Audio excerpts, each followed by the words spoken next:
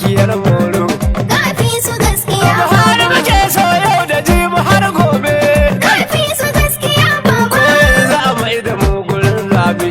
Kafi su gaskiya Aku bani baba. kiɗa Musa da Isa dan Gombe. Kafi su gaskiya baba.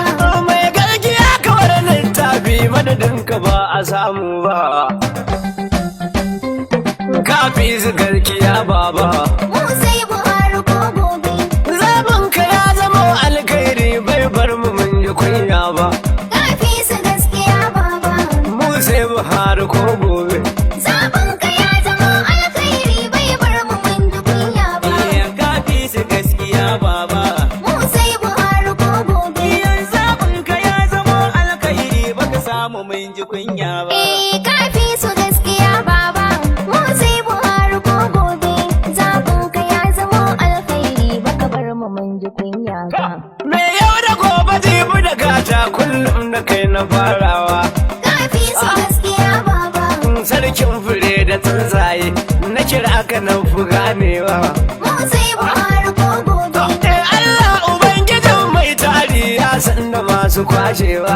Kafi su gaskiya baba. A sarki ta yana koyaushe na fito ba zan ji kunya ba.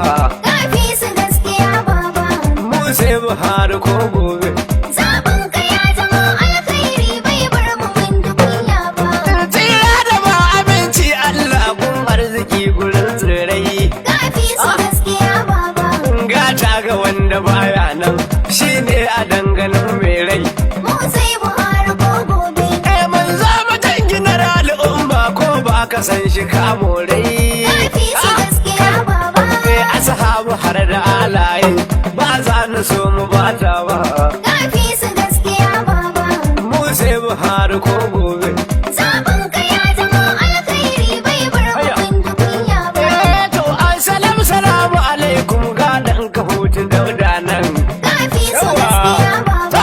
Rara ubangidan zance na jikin Buhari ni kenan. Mu sai Buhari ko gobe. Yaro da karta ba mai nauyi kulin ubanka baya nan. Kafi su gaskiya baba.